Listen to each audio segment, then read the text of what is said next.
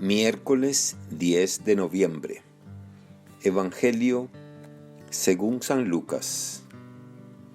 En aquel tiempo, cuando Jesús iba de camino a Jerusalén, pasó entre Samaria y Galilea.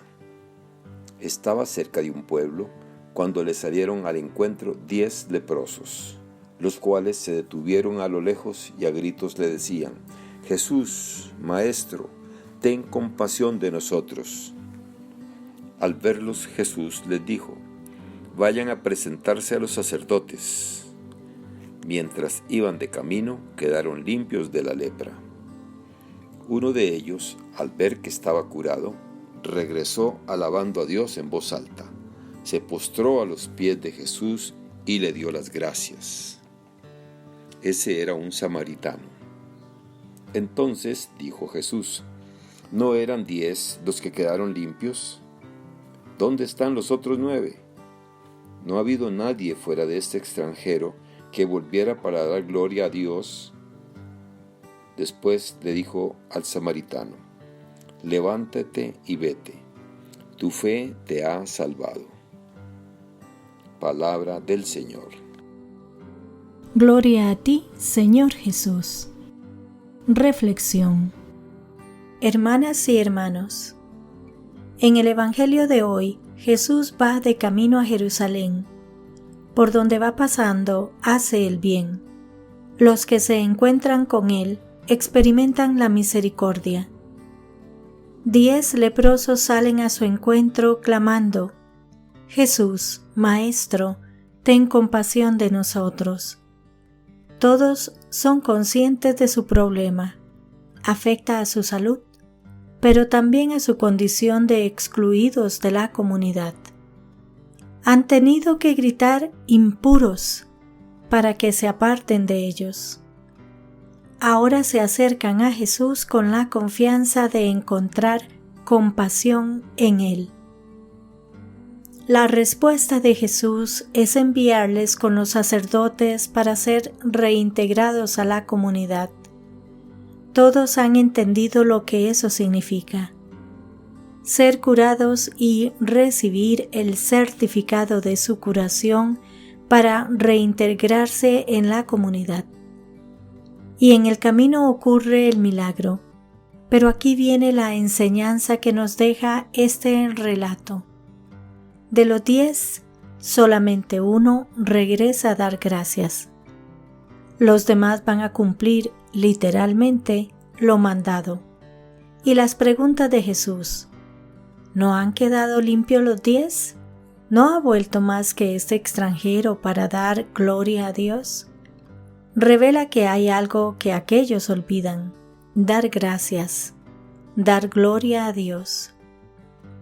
La referencia a la condición de extranjero del que ha vuelto pone de manifiesto que aquel hombre es quien ha comprendido la acción de Jesús.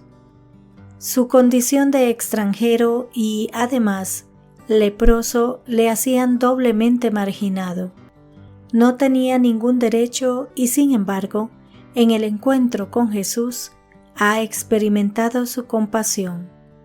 Por eso no puede marcharse, como los otros, sin expresar su gratitud. Los 10 han sido curados por la palabra de Jesús que obra mientras van de camino, pero solamente éste escucha de Jesús: levántate, vete, tu fe te ha salvado.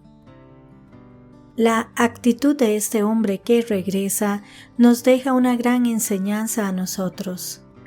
Con frecuencia decimos que debemos amar a Dios y a nuestros hermanos y hermanas, que perdonar, curar, sanar, concentra lo más importante de la actitud del cristiano. Pero, ¿de dónde sacamos la fuerza para actuar así?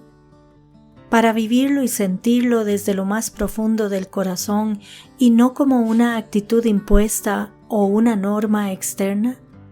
El leproso sanado que regresa nos da la respuesta. No es más que una palabra: agradecimiento. El cristiano y la cristiana, el discípulo de Jesús, es una persona agradecida. Ese es el verdadero motor y gasolina de la vida cristiana, la energía que la mueve y lo hace posible. ¿De dónde viene ese agradecimiento?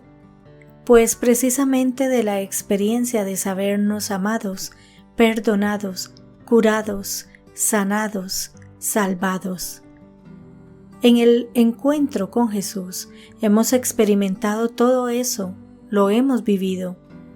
No es una lección aprendida en el catecismo, no es algo que le hayamos oído a un predicador o a un misionero. Es algo que lo hemos sentido en el corazón y hemos comprendido vitalmente. Dios nos ama y su amor nos crea y recrea continuamente.